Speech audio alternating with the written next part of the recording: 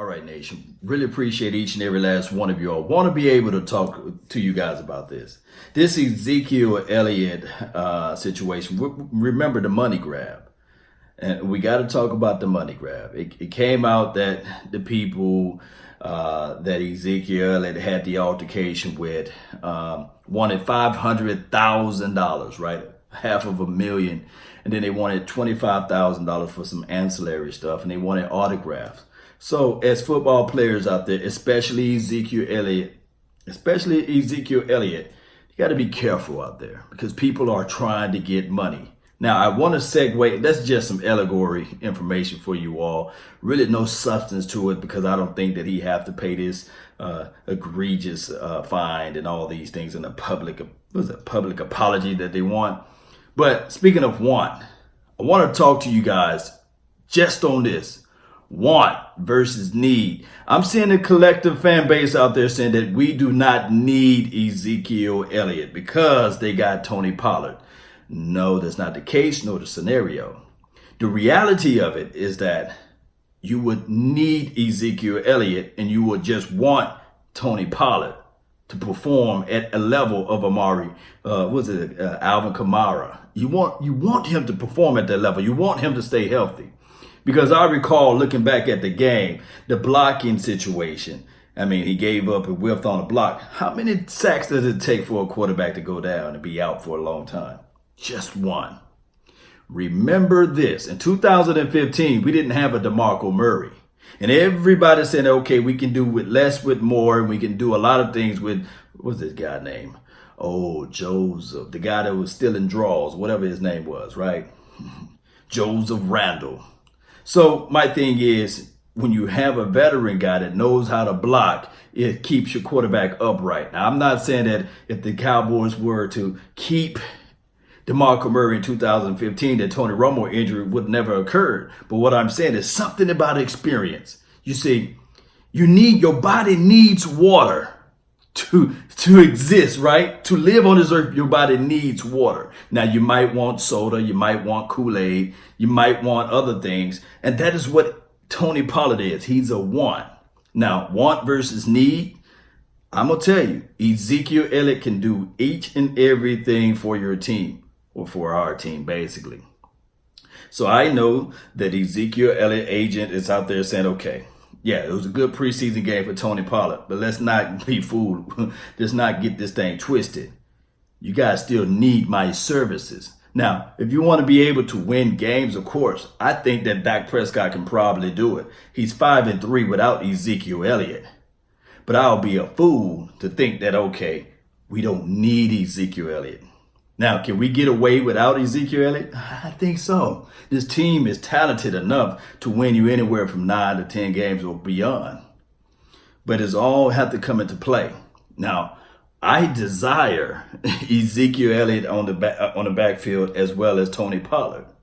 Now, what we're saying is collectively, and I'm talking about collective speaking, if Tony Pollard continue, and I'm going to say it again, if Tony Pollard continue to be like a guy that can show up and show out, short or low, catch the ball out of the backfield, run in between the splits, score touchdowns and things of that nature, they'll be cool. Because then they'll roll out the plan that the Saints did with Mark Ingram and the Alvin Kamara. They'll do that same exact plan. Look, nothing new under the sun. NFL is a copycat league, so that's just how it goes. But what I want people to understand is that it's a difference between wants and needs. Now, we need Ezekiel Elliott out there, regardless of how anybody try to draw up the plans. That's the reality of it. Now, you can win without him, but still at the same token, if you want to go far, you need to have Ezekiel Elliott out there. Now, I will say this. There's another part of the puzzle because it's like a conundrum. Basically, when you look at this thing, now, what as Cowboys fans, we do not want, I'm going to go back to the word want, the Dallas Cowboys to pay Ezekiel Elliott all of that money. So somehow we got to find a middle ground. And I know people are going to say, hey, Law, what about Rain Dakota Prescott? Don't you want him to get his max contract? Don't you want him to get all of that money? Don't you think that that's a want versus a need for this team, what they need to do in order to sustain themselves? The quarterback is such a unique position because they last for more than 5 to 6 and 7 to 8 to 10 years. They last for a long time. I recall, and I will remind you all, even though, look this up, and I know a lot of people have amnesia because it's really not a team that they look at. But if you go back and look at the New England Patriots, and I'm not calling us the New England Patriots, but if you go back in the history of time and you can pick out and see where they drafted their running backs when Tom Brady was out there, you'll see and you'll recall, and I think it was an Antonio or Anton Johnson or Johnson or something like that. He was a first-round draft pick. Lawrence Maroney, first-round draft pick. Now, I'm not saying that they're in the calibers of Ezekiel Elliott. No. Corey Dillon, although he made a mistake down there in Cincinnati land, I think he was a second-round draft pick. These are high-rounded draft picks for the running back category for a team that understood, hey, this is how we're going to marginally use this running back situation. And then now that the quarterback became developed in a sense, because the first few Super Bowls, it wasn't like the New England Patriots were blowing people out. Hell, you need to get them a golden foot to the kicker because they were winning Super Bowls by 3 and 2 points and things like that. But neither here nor there. What I'm saying is, let me fast forward or move back to Peyton Manning. Don't you guys know that he had, Marshall Faulk at one point? Then from Marshall Faulk, he had the Edgerrin James. Then from Edgerrin James, he had the Josie Dahe, what have you. I don't think Josie Dahe. I think it was the second or third round. But you guys get what I'm saying. The quarterback lasts longer than the running backs. It's just the reality of it. I wish I could make this thing up, but I can't. So what I'm saying is that Dak Prescott, if he can remain healthy, he will last longer in the National Football League than Ezekiel Elliott. He will grow. The game will become a little bit slower for him. He will learn how to go through his reads and anticipation a whole lot better. So the value of his contract may be more beneficial down the line, even if the Cowboys say, okay, we're going to reach into our pocket and give this kid $35 million with $109 million guaranteed. That's the reality of life. That's the reality of football. Now, I do know that people are going to say he can't hit water if he fell off a boat. But do you guys pay attention to the game? You got Cooper Rush out there who look like, hey, he looked like the 2015 quarterbacks out there. You have Mike White, who's a shell of himself when the lights turn on. And, of course, we got a Tyron Christian. I think that they're going to try to hide and sneak him under the radar because the kid got a nice arm, a cannon. Remember the guy, cannon, drops back.